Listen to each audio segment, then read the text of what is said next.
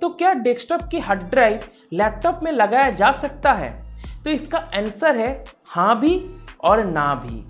कैसे, आइए देखते हैं। सबसे पहले तो मैं आपको बताना चाहूँगा कि हमारे डेस्कटॉप में जिस तरह के हार्ड ड्राइव्स होते हैं वो 3.5 इंच की फॉर्म फैक्टर में होते हैं और हमारे लैपटॉप्स में हम 2.5 इंच फॉर्म फैक्टर वाले जो हार्ड ड्राइव्स है उनका यूज़ करते हैं।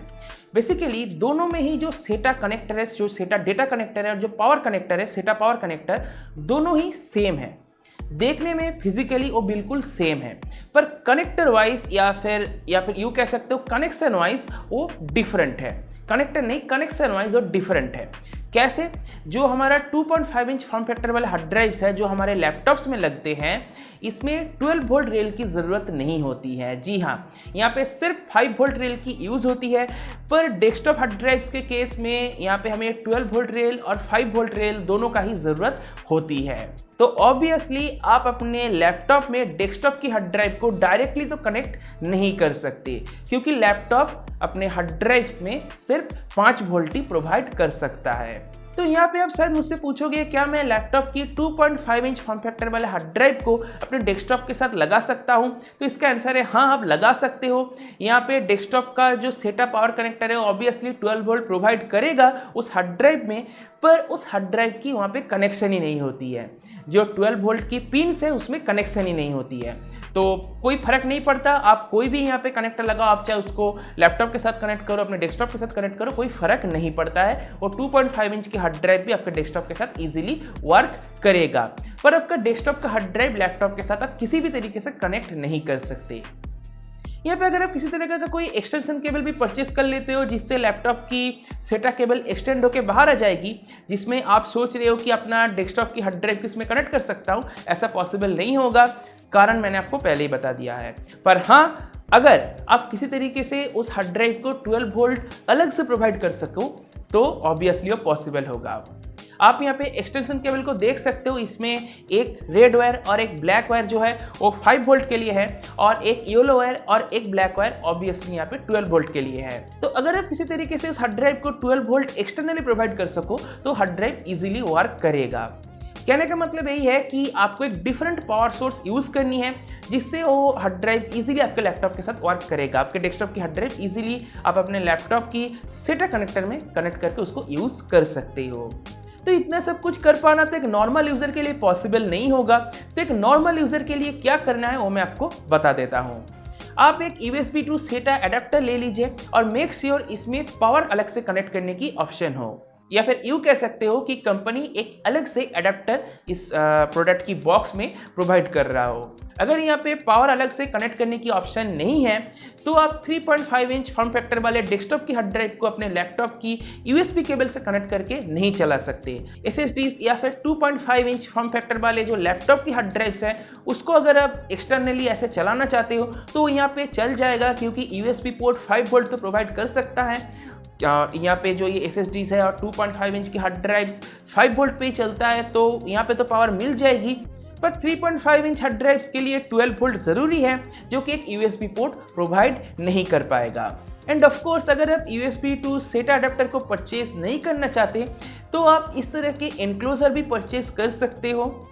ये 3.5 इंच हार्ड ड्राइव्स को सपोर्ट करता है। आपको ये देख लेना है कि जो भी आप एनक्लोजर परचेस कर रहे हो 3.5 इंच की हार्ड ड्राइव को सपोर्ट करता है या फिर नहीं। अगर वो 3.5 इंच की हार्ड ड्राइव को सपोर्ट नहीं करता है तो आप कंफर्म हो जाओ कि इसमें कोई भी एक्सटर्नल पावर की ऑप्शन नहीं रहेगी। और एक बात, आप चाहे एनक्लोजर परचेस करो या फिर कोई अडेप्टर परचेस कर रहे हो, कुछ भी परचेस करो, आप एक बात का जरूर ध्यान रखें कि वो जो डिवाइस है वो USB 3.0 को सपोर्ट करता हो। अदरवाइज आपको USB 3.0 की स्पीड नहीं मिलेगी। आपके लैपटॉप में अगर USB 3.0 पोर्ट है भी तब भी आपको स्पीड नहीं मिलेगी जब तक ये डिवाइसेस USB 3.0 को सपोर्ट ना करता हो। और अगर USB 3.0 को सपोर्ट ना करे तो आप कितना ही महंगा हार्ड ड्राइव उसके अंदर लगा दो, उस एनक्लोजर के अंदर या फिर उस एडेप्टर के साथ लगा दो, आपको कभी भी अच्छा स्पीड नहीं मिलेगा। मैक्सिमम आपको 480 मेगाबिट्स पर सेकंड की स्पीड मिलेगी, जो USB 2.0 की मैक्सिमम स्पीड है। मैंने डेमोन्स्ट्रेशन पर्पस के लिए एक एनक्लोजर को ही लिया है। ये मैंने बहुत ही पहले परचेस किया था, तो इसीलिए ये USB 2.0 को सपोर्ट कर रहा है, USB 3.0 की सपोर्ट इसमें नहीं है। पर जो भी हो मैं आपको जस्ट दिखा देना चाहूँगा कि कैसे सभी चीज़ें कनेक्ट करनी है। पहले मुझे इस एनक्लोजर की सामने के हिस्से को खोलना है। इसमें मुझे एक सेटा पावर केबल और एक डेटा केबल मिलेगी जिसको मुझे 3.5 इंच की हार्ड ड्राइव के साथ कनेक्ट करना है। इसके बाद एनक्लोजर को बंद करके हमें पावर कनेक्टर और USB केबल को प्लग इन करना है। देन अडेप्टर को कनेक्ट करना है वॉल आउटलेट के साथ और साथ ही साथ USB को प्लग इन कर लेना है अपने लैपटॉप में। That's it. अब ये डेस्कटॉप की हार्ड ड्राइव मेरे लैपटॉप में इजीली वर्क करेगा। जैसा कि आप देख सकते हो मैं इसमें से कोई भी फाइल एक्सेस कर सकता हूँ। साथ ही साथ मैं अगर इसमें चाहूँ तो कोई चीज़ कॉपी भी कर सकता हूँ, कुछ डिलीट भी कर सकता हूँ, तो फुल्ली एक्सेसिबल है।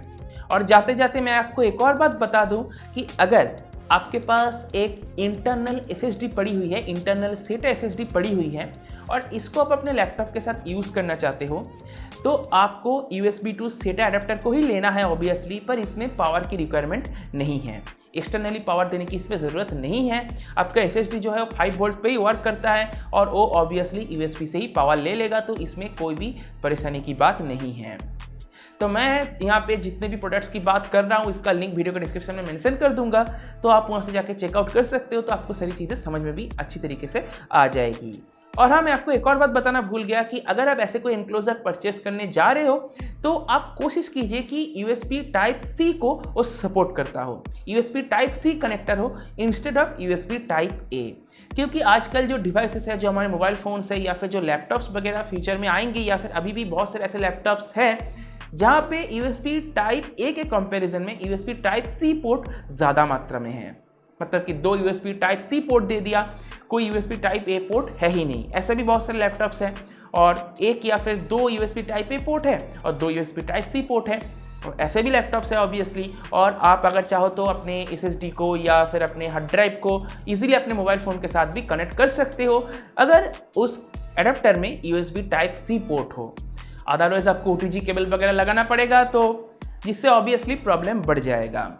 End of course mobile phones तो XFAT या फिर NTFS को सपोर्ट नहीं करता है, तो आप नॉर्मली तो इसको प्लग इन नहीं कर पाओगे। आपको FAT32 में ही उस हार्ड ड्राइव को या फिर उस SSD को फॉर्मेट करना है, अदरवाइज वो यहाँ पे आपके मोबाइल फ़ोन के साथ वर्क नहीं करेगा।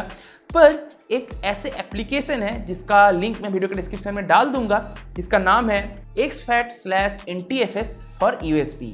आप इस एप्लीकेशन का भी यूज़ कर सकते हो, जिससे आपके NTFS फॉर्मेट में फॉर्मेटेड हार्ड ड्राइव्स या फिर SSDs भी आपके मोबाइल फ़ोन के साथ वर्क करेगा। तो इसी के साथ आज की इस वीडियो को मैं यहीं पे समाप्त करता हूँ। मुझे उम्मीद है आपको वीडियो कहीं पसंद आया होगा। अगर आपको वीडियो पसंद है तो वीडियो को लाइक कीजिए, अपने दोस्तों के साथ शेयर कीजिए। अगर आपके मन में कोई सवाल है तो मुझसे कमेंट सेक्शन में भेजिए, पूछ सकते हो, मैं उसका आपको जरूर रिप्लाई करूँगा।